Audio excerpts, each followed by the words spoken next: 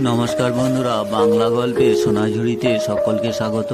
এ হচ্ছে ভিন্ন স্বাদের গল্প শোনার আসল মজা। বাংলা গল্পের সোনাঝুরিতে আজ আমরা শুনব বুদ্ধদেব গুহের একটি সুন্দর গল্প। আজকের গল্প মাপ। এ কি, হাতল দুটো এরকম করলেন? আগে কি যে সব সময় আগে আগে করেন? নীলুবাবু, আপনাদের কি আক্কেল বলে কিছু নেই? আগে, আবার আগে। দেখছেন যে কীরকম মোটা হয়ে গেছি। পা দুটো জোড়া করে দিনে 10 ঘন্টা বসে থাকা যায় মশাই? না আগে। কমন সেন্স যা হচ্ছে গিয়ে সবচেয়ে আনকমন, সেটাই নেই মশাই আপনাদের এতটুকু। আগে এই হাতল দুটো অনেক ছোট করতে হতো, যাতে পা দুটো একটু ছড়িয়ে বসতে পারি। কতবার বোঝালাম আপনাকে, তবুও আপনি বুঝলেন না।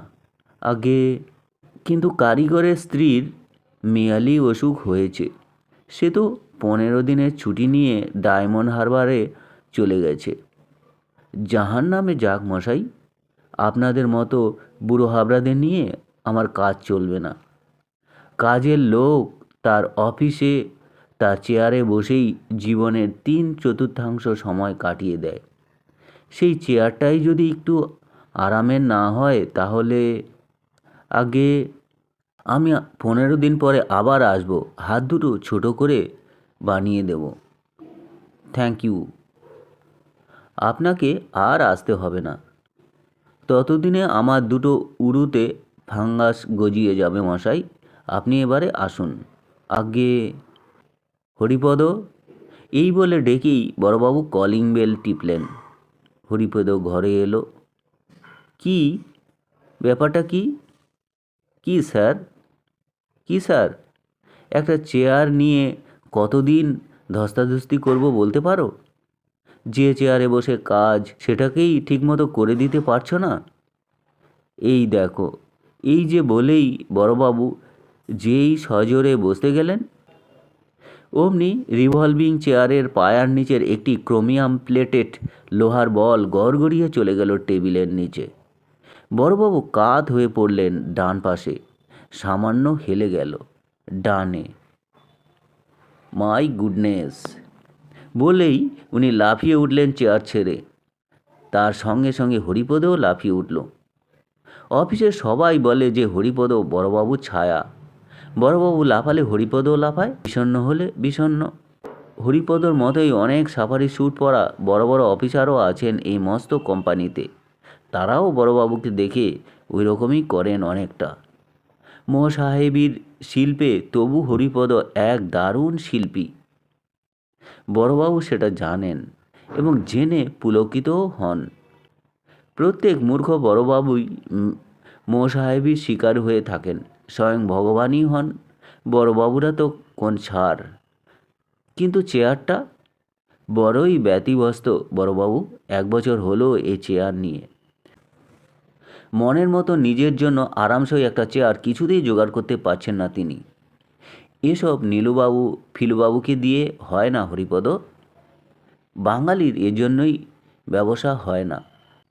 সেলসম্যান যদি যে জিনিসটা বিক্রি করছেন নিজে সেই জিনিস সম্বন্ধে হাতে কলমে তার জ্ঞান না থাকে, তাহলে সেলসম্যানশিপে আর প্রোডাক্টের মধ্যে একটা ফাঁক থাকতে বাধ্য। এজন্যই বাঙালির ব্যবসা হয় না। মালিক আর সেলসম্যানরা যদি খালি কথার তুবড়ি ফোটাচ্ছেন আর কাজের বেলায় ডায়মন্ড হারবার যদু ছুতোর ছ্যা ছ্যা। হরিপদ, আগে স্যার, চীনে মিস্ত্রি চাই এ পাড়ায়। টেরিবাজারে আছে। শোনো, মিস সেনকে বলো এক্ষুনি পার্ক স্ট্রিটে ফোন করবে। বেহারাদের কাউকে পাঠাও, চেয়ারের লিটারেচার নিয়ে আসবে। ওখানেও লোক পাঠাও। স্যার, চীনে ছুতোরের কাছে যাও। মাপ মতো একটা চেয়ার এনে দিতে পারলে না তোমরা? ওয়ার্থলেস সব। যে কোম্পানির বড় সাহেবের চেয়ার ঠিক থাকে না তা উঠে যেতে বাধ্য, লালবাতি জ্বলে যাবে বলেই ঘরের লালবাতির সুইচ টিপে দিলেন। ঘরে এখন কারোরই ঢোকা মানা। অত্যন্ত আপসেট তিনি। চেয়ারে বসলেই ডাইনে কাত হয়ে যাচ্ছে চেয়ারটা। ডিসগ্রেসফুল। মনে মনে তিনি একজন লেফটিস্ট ইন্টেলেকচুয়াল মানুষ তো, ডাইনে এমন কাতরে বসে থাকতে দেখলে লোকে কি বলবে, ছ্যা ছ্যা। ঘণ্টা খানেকের মধ্যে হরিপদ পার্ক স্ট্রিট থেকে ছবি টবি আঁকা লিটারেচার নিয়ে এলো। এক্সিকিউটিভ চেয়ার, সিংহাসনের মতো, এত উঁচু যে তাতে বসে তার টেবিলের সামনে উল্টো দিকে যারাই বসবেন তাদেরই পিগমি বলে মনে হবে। মডার্ন ম্যানেজমেন্টেরও এও একটা ভাওতা। মানুষের ভিতরের জিনিস যতই কমছে, চেয়ারের উচ্চতা ও প্রস্থ ততই বাড়ছে। না, বড় সাহেবের চেয়ারটা বেটে খাটো গোলগাল। ওই চেয়ারে বসলে এই চেয়ারের পটভূমিতে বেপাত্তা হয়ে যাবেন, চলবে না। হরিপদ, আগে স্যার, চিনে মিস্ত্রি? যে স্যার। চিনি মিস্ত্রি এলো ঘণ্টাখানেক পরে। দর্জিকে যেমন করে ট্রাউজারের মাপ দেন তেমন করে তার পশ্চাৎদেশ, উরু, কোমর, ঘাড় ইত্যাদির মাপ দিলেন বড়বাবু। মিস্টার চুং ফিংকে বলে দিলেন যে এমন একটা চেয়ার তিনি চান যে চেয়ারে বসে চাকরি জীবনের বাকি 8টা বছর নিশ্চিন্তে আরামে কাটিয়ে দিতে পারেন। থ্যাংক ইউ বলে চুংফিং চলে গেলেন। আজ চুংফিং কোম্পানির চেয়ার আসবে। সকালে দাড়ি কামাতে কামাতেই উত্তেজিত বোধ করতে লাগলেন বড়বাবু। চাপা উত্তেজনা, পরকীয়া প্রেমে যেমন হয়। অফিসে যেতেই সেক্রেটারি মিস সেন বললেন, গুড মর্নিং স্যার, বিহারের ডিলারদের সঙ্গে কনফারেন্স আছে 11টায়। কনফারেন্স রুমে বসিয়ে কফি টফি খাওয়াতে বলবেন ওদের। I may be a little late.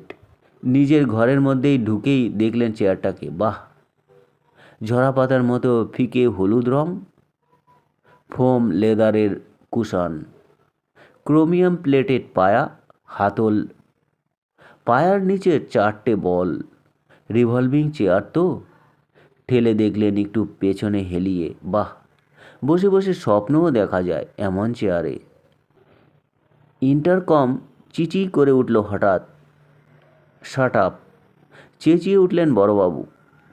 লাল রঙা রিসিভারটা তুলে মিস সেনকে বললেন, আধ ঘন্টা কোনো কল দেবেন না আমাকে, নট ইভেন ইন্টারনাল কলস। ঠাক করে রিভলভারের গর্তে রিসিভারটাকে নামিয়ে রেখে আস্তে আস্তে এগিয়ে গেলেন চেয়ারটার দিকে। এমনভাবে চেয়ারটা যেন ফুলসজ্জার রাতের বউ। চেয়ারটার সামনে অ্যাটেনশনে দাঁড়ালেন একবার, মনে মনে স্যালুট করলেন, তারপর ঘুরে আস্তে আলতো করে পশ্চাৎদেশে নামালেন। এটি হাঁস তার শরীরকে যেমন করে জলে নামায় আর কি। আটকে গেছেন বড়বাবু? চেয়ারটা একেবারেই আটকে পড়েছেন? অক্টোপাসের মতো চীনে চেয়ারটা একেবারে কামড়ে ধরেছে তাকে, নড়তে চড়তে পারছেন না পর্যন্ত। এ কি চক্রান্ত মিস্টার চুংফির? বেল টিপলেন পাগলের মতো। ঝড়ের মতো হরিপদ ছুটে এলো। স্যার, আমাকে ওঠাও। স্যার, আমাকে চেয়ার থেকে তোলো। চেয়ারের সঙ্গে আটকে গেছি যে আমি। হরিপদ, আগে স্যার বলেই রোগাসোগা হরিপদ আপ্রাণ চেষ্টা করলেন বড়বাবুকে চেয়ার থেকে ছাড়াতে, কিন্তু কিছুতেই পারলেন না। মনে হলো জীবনের মতো আটকে পড়েছেন। বড়বাবুর মুখ ফ্যাকাশ হয়ে গেল। বললেন, চেয়ারটা ঘুরিয়ে দাও তুমি, জানালার দিকে মুখ ফিরিয়ে দাও আমার। ওহে হরিপদ। হরিপদ সামান্য গায়ের জোরের সমস্তটুকু খরচ করে ঘুরিয়ে দিলেন চেয়ারটাকে। সহজেই ঘুরে গেল সেটা। যাও হরিপদ। হরিপদ চলে যাচ্ছিল ঘর ছেড়ে। বড়বাবু ডাকলেন, বললেন, শোনো, কাউকে কিন্তু কিছু বলো না। আগে স্যার, কাউকেই বলো না যে আমি আটকে গেছি আমার চেয়ারে। না স্যার। রুম এয়ার কন্ডিশনারে ফিসফিস শব্দ আসছিল। অনেক নিচে ক্যামাক স্ট্রিট দেখা যাচ্ছে। গাড়ি যাচ্ছে সারি দিয়ে দিয়ে। লোহালক্কর, শেয়ার, ফাউন্ড্রি, চা, মার্বেল এক্সপোর্ট, অনেকেই ব্যবসা। এই কোম্পানির অনেক মাইনে বড়বাবুর। দালালি কমিশন খাতির উপরি ডানে এবং বায়ে বড়ই আঠা। আকাশে চিল উড়ছে, এই ঘরে বসে চিলের কান্নাও শোনা যায় না। কলকাতার আকাশে এখনও অনেক নীল, মানুষের দেখারই সময় নেই শুধু। নিজের তো মাপ দিয়ে বানালেন চেয়ারটাকে, এই চেয়ারের চেয়ে নিজের মাপটা বোধহয় বড় বলে ভেবেছিলেন উনি। তো বন্ধুরা, এই ছিল বুদ্ধদেব গুহের একটি সুন্দর গল্প পাঠ ভালো লাগলে চ্যানেলটির সঙ্গে থেকে সাবস্ক্রাইব করবেন। সকলে ভালো থাকবেন, ধন্যবাদ।